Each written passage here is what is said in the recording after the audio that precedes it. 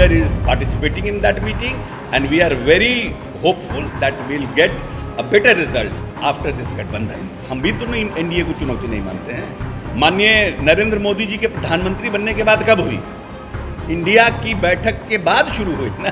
हम लोग भी आश्वस्त हैं कि हम लोग भी वापस आएंगे। गुजरात और महाराष्ट्र को भी छोड़ दिया विकास दर पर, और कह रहे हैं लोग कि देश नहीं संभल रहा है। नमस्कार, मेरा नाम आलोक है। आप लाइव स्ट्रीम देख रहे हैं INDIA। विपक्षी दलों का जो समूह है उसकी तीसरी बैठक मुंबई में हो रही है और वहां की तस्वीर निकल के आ रही है जो आपको दिखा रहे हैं। देखिए, इस वक्त की एक्सक्लूसिव तस्वीरें जो हैं वो महाराष्ट्र से निकल के आ रही हैं। बिहार के मुख्यमंत्री नीतीश कुमार, राजद सुप्रीमो लालू प्रसाद यादव, तमाम जितने बड़े नेता हैं, ममता बनर्जी, अखिलेश यादव, राहुल गांधी, MK स्टालिन, तमाम जितने विपक्षी पार्टियों के नेता हैं, प्रमुख नेता हैं, वो सभी एकजुट हो चुके हैं मुंबई में। वहाँ की तस्वीरें जो निकल के आ रही हैं हम आप तक पहुँचा रहे हैं। अब ऐसे में बिहार सरकार के मंत्री अशोक चौधरी एनडीए के ऊपर क्या कटाक्ष कर रहे हैं। जो डेवलपमेंट का एजेंडा है, नीतीश कुमार एक तरफ जहां तमाम गैर भाजपाई दलों को एकजुट कर रहे हैं, इंडिया बनकर तैयार है, अब वहीं एनडीए का भी निशाना इंडिया के ऊपर रहता है। अशोक चौधरी बिहार सरकार के मंत्री हैं, क्या कुछ कह रहे हैं। एक तरफ जहां इंडिया की तीसरी बैठक हो रही है मुंबई में, वहीं दूसरी ओर बिहार में भी अशोक चौधरी क्या कर रहे हैं, जरा सुनिए। जिक्र करना, कमेटी बनाए जाने की बात आना, क्या लगता है आपको? और जब अगले साल लोकसभा चुनाव होना है उसके पहले अभी इस तरीके की तैयारी केंद्र सरकार की? नहीं, बेसिकली है कि जो हमको लगता है, मेरा अपना मानना है कि जो ज्वलंत मुद्दे हैं, जिन दो मुद्दों पर भारतीय जनता पार्टी सरकार में आई थी, वो दो ज्वलंत मुद्दे हैं। महंगाई, तो अरहर का दाल 200 रुपये किलो हो गया। महंगाई पर कोई नहीं बोल रहा है। बेरोजगारी के ऊपर बड़ी बात कही गई थी, रोजगार का सृजन किया नहीं गया, और जो रोजगार उपलब्ध थे, यहाँ तक कि आर्मी में भी जो रोजगार थे और जो नौजवान साथी दौड़ करके तैयारी करते थे, उसको भी आउटसोर्स कर दिया गया अग्निवीर के माध्यम से।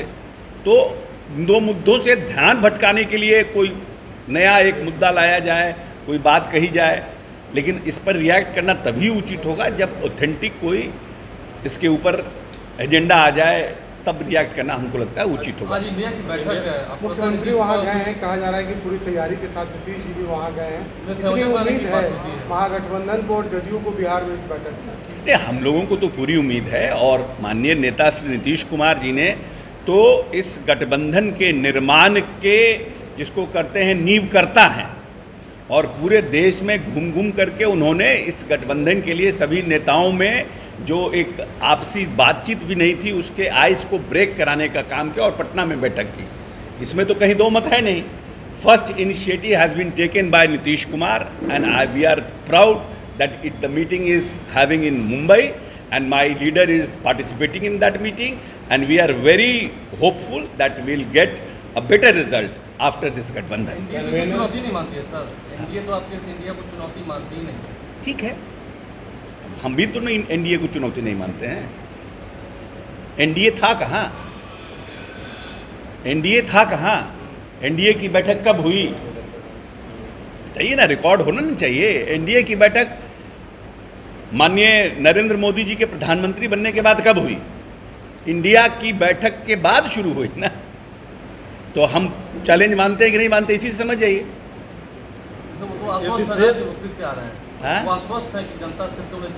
हम लोग भी आश्वस्त है कि हम लोग भी वापस आएंगे। देखिए, इसके बारे में माननीय नेता ने स्पष्ट रूप से कह दिया है, अपनी उन्होंने बात को रख दी है, आप लोगों के भी सामने, मीडिया के भी सामने, सबके सामने उन्होंने बात रख दी है, तो बात स्पष्ट हो गया। अब माननीय नेता की मंशा क्या है तो उन्होंने स्पष्ट कर दिया, इसलिए उसके ऊपर अब कितना राजनीतिक टिप्पणी कराइएगा। बीजेपी तो कहे कि बिहार संभाल ले रहा है, नीतीश कुमार देश संभालने चले हैं।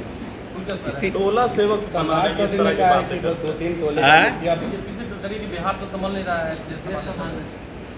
ठीक है, सब लोगों का अपना अपना सोच है, अपनी अपनी समझ है। सबसे ज़्यादा तेज़ रफ्तार से चलने वाला प्रदेश इस देश में बिहार है।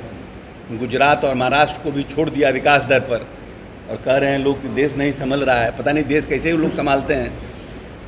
उन लोगों से पूछिए कि कैसे देश संभाला जाता है, प्रदेश संभाला जाता है, उसका मापदंड क्या है। उनका मापदंड कुछ और होगा।